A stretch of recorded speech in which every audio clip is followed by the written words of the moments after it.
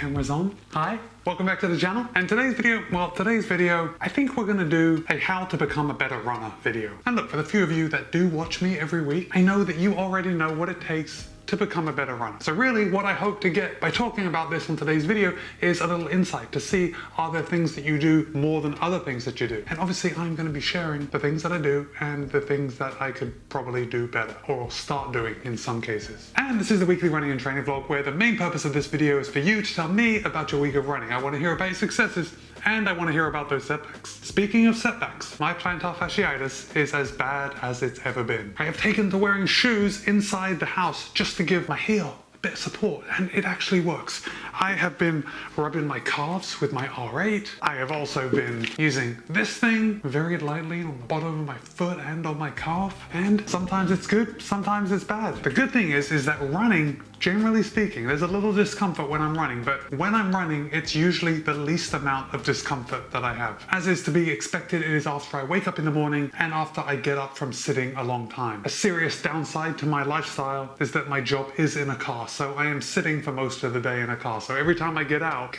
shut pain right in the bottom of my heel. Not pleasant. Oh, and Kelly, I have been doing my toe raises. So for everybody else that hasn't been following Kelly and I in the comments of my past videos, Kelly's been telling me to lift my big toe up while keeping the other 4 toes on the ground, and then put the big toe down and lift the other 4 toes up while keeping the big toe down. Been taking time to do it. I've been doing it inside my shoes, which I know isn't ideal, but I can't always take my shoes off. So when I have to do it with the shoes on, that's what happens. Anyway, I found an article on runnerclick.com, which I will link in the show notes below, and that's going to provide the basis of these ways to become a better runner. And look, there are lots of ways that we can become a better runner. For a lot of us, getting faster is the goal. Sometimes it's running further. My favorite goal of all the goals are being consistent. I think if you're not consistent, you are leaving something on the table. And then we've also got a longer term distance goal. So perhaps running more each week or running more each month. So however you like to measure getting better for yourself, I think some of these things that we're going to talk about, they're going to apply to you. Funny thing is that when I look at these metrics of things that I need to be focusing on in order to get better in some way, I realize that my goal isn't actually to get better. Probably a shocking thing to hear someone say. Shouldn't we always be striving to get better? I don't know. Let me know your thoughts in the comments. So let's get right into it. The number one thing that this article says about how you can make yourself become a better runner is to have a plan. That's right, you have to have a plan. And as at least one of you out there can attest to, Deadbuck73, I'm looking at you, we'd love it when a plan comes together. So why is a plan important? And this is kind of a silly question. Unless you don't have a plan, then this is a very good question. A plan is going to take all your decisions off the table. It's very easy to get stuck in a cycle of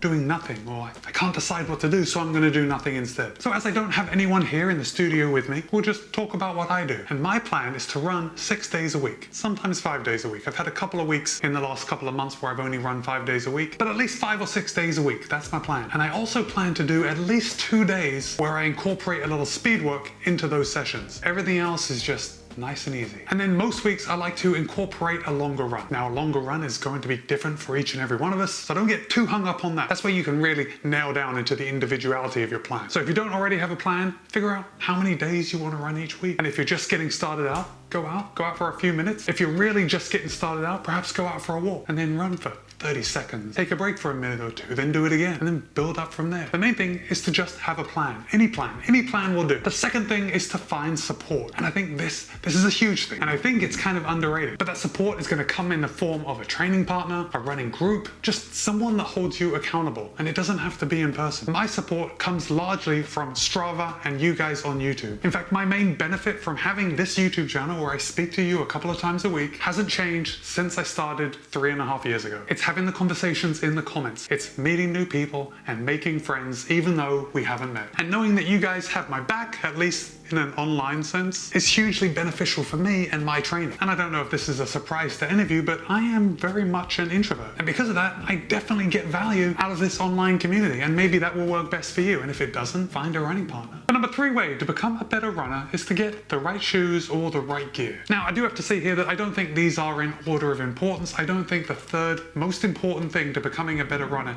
is having the right gear or the right shoes. I think it's very easy to get too caught up in the latest gadgets, in the latest shoes. But one thing that shoes can do is they can spark motivation. When we get new gear, when we get new shoes, it does make going for a run in those shoes a little more fun. Tell me I'm wrong, guys. Now, of course, that extra motivation only lasts for a couple of runs. Then you have to buy another set of shoes in order to scratch that itch and get that same motivation. And before you know it, you're buried in debt and buried in running shoes that are 2 weeks old. Who wants that? Anyway, you can see the area of that I struggle with, and that is running shoes. But there are lots of other gear that you can get that will make your runs better, that will make you a better runner. I think one of those areas is running socks. People don't talk about running socks enough. But if you are running in like old cotton athletic socks, getting a nice pair of running socks is going to rock your world. You are going to wonder how you did without them. My favorite running socks are Swiftwick socks. I'm not sponsored by them. I don't have an affiliate link, but I do like them. I wear them almost every day. And there is probably a link to something in the show notes below. But again, not an affiliate. So we've got shoes, we've got socks, we've also got the rest of the stuff that covers our body. Shirts, shorts, packs, waist packs, handheld water bottles. Seriously, there is loads of stuff. There is an unlimited amount of stuff that you could buy that potentially could make you a better runner. So decide what it is that you need, or more importantly, decide what it is that you don't need, and then buy or don't buy that. Anyway, moving on. The next thing that will make you a better runner is strength training. And guys, it doesn't have to be much. It doesn't have to be much at all. Generally speaking, my strength training sessions are no more than 20 minutes. But in those 20 minutes, I generally keep working for that whole time. And I feel really good because of it. And I really think that it makes me a better runner. Of course, there's no way to really tell, but I feel better. And we're always hearing that strength training will make you a better runner. I've said it more times than I can count, so it must be true. But seriously, strength training is the fountain of youth, and it will make you a better runner. And you don't need any equipment. Bodyweight stuff is totally fine. You can do squats, you can do lunges, you can do push-ups, even yoga. Yoga as strength training is totally underrated. Whenever I do yoga, I'm surprised how often my arms are shaking in a downward dog. It's a challenge, my friends. The fifth way to become a better runner is to work on your form. There are lots of ways to do this. Drills, lunges, speed work, interval training. You could hire a coach. And when I first saw this one, I thought to myself, oh, that is something that I don't do at all, working on your form. But as I've already said, as part of my plan, the number one way to make yourself a better runner is that I do try and include speed work at least twice a week. And by running faster, that automatically gets us moving in the most efficient way that our bodies can move. So with that, I actually do work on my form. I think drills is the first thing that comes to mind, and I can pretty safely say that I absolutely never do drills. That is where my laziness really kicks in. Now, as far as warming up and doing lunges, I will do a couple of lunges before I usually go out for a run. Do some bodyweight squats just to get the blood flowing, and that usually makes me feel better during that first mile of the run. But drills,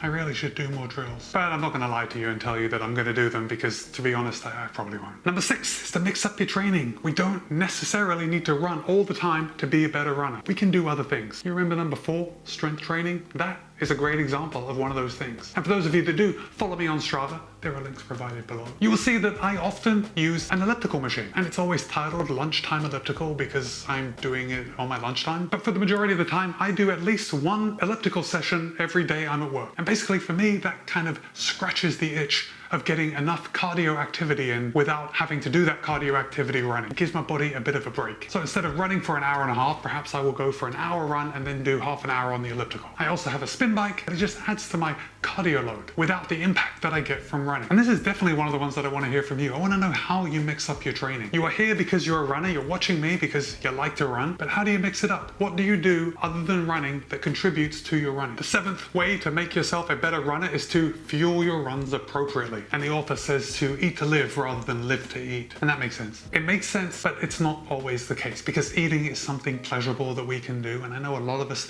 look forward to eating after our runs. And I definitely get a kick out of those memes that show how many cookies or donuts you can eat for every mile that you run. And it's never as much as you want it to be. But anyway, what I think that this point is trying to make, as far as making you become a better runner, is don't focus too much on the food. Use your food to fuel your activity up to a certain point. There's no getting away from eating being fun. Number 8 is cross training, and we're not going to talk anymore about that. We already talked about it in number 6 when it was to mix up your training. I mix up my training with cross training. And if you haven't left a comment already, now's the time to do it. Let me know how you cross train. The 9th way to make yourself a better runner is to always warm up and always cool down, because jumping right into a physical activity is never a good idea, even though there is a pretty well-known saying that you never make any decisions in the first mile of a run. That first mile always feels like crap, so you don't make any decisions in that amount of time. Still, if you do an appropriate warm-up, you will feel bad for less of the time. I think That's safe to say. But I gotta tell you, cooling down is something that I never do. I can barely make myself warm up for a few minutes. I do it. That is something I've got better at over the years. But cooling down, I tend to use every minute available. Although saying that, this morning's run, I did spend about 10 minutes stretching before I came into the house. And that felt really good. Maybe I should make more time for it. And number 10, the 10th way to make yourself a better runner is to honor your rest. And I gotta say, that is somewhere that I could definitely work on some improvement. However, I have got better. I have definitely got better at resting rather than pushing through all the time. I think on average, I sleep longer now than I have in years. And on my days off, I don't have any feeling that I should be working out. And you might be thinking to yourself, oh man, that's not a big deal. But it is a big deal for me up here. And last week we talked about the addiction aspect of running. So for me, it's a big step to not be worried about not working out and being able to sit down and rest a little more. And I don't know if that's going to make me a better runner, but it's not going to make me a worse runner. And when it comes down to it, I think not regressing is more of a goal than getting better. Can anyone else relate? Anyway, I had a pretty good week of running. Started off on Monday with 10.1 miles, very easy. Tuesday was a workout day. This was one of the days that I tried to get out, pick up the pace, and I warmed up for 4 miles before jumping into 6 800s with 400 meters recovery in between.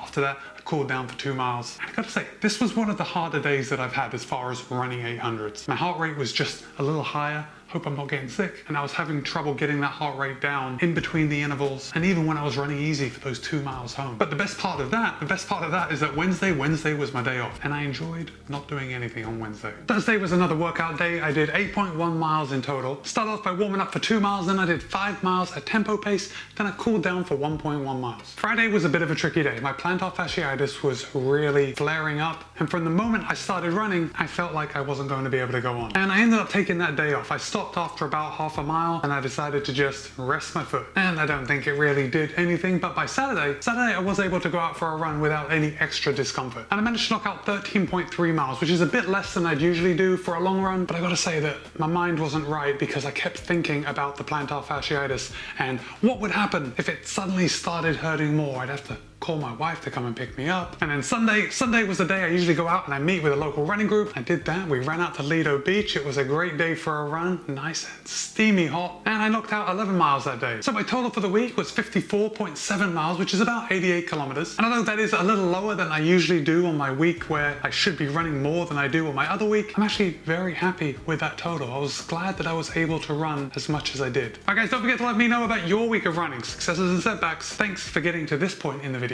Be kind, be happy, run well. I'll see you in a couple of days.